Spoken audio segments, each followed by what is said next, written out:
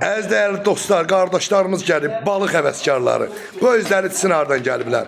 Xoş gəlmişsiniz. Qardaşlar, hardan gəlmişsiniz atam?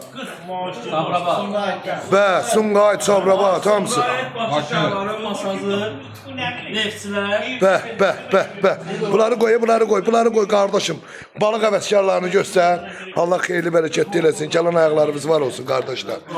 Maşallah. Balıqlarımız da ki qatar kimi düzülür. Xeyirli bərəkətli. Necədir dadı qardaşlar? Vallahi billahi. Allah can sağlık versin sizə. Arkadaşlar bir kəlmə deyin.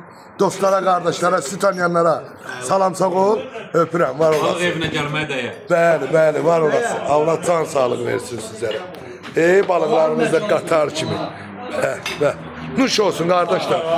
O gün olsun subaylarımızın toyunda, balalarımızın toyunda, xeyir işlərdə inşallah. Allah sizləri mehriban eləsin. Amin. Bu videoya da baxdın, hamınız paylaşın, like verin. Sağ olun. 2 dəqiqədən sonra efirdədir.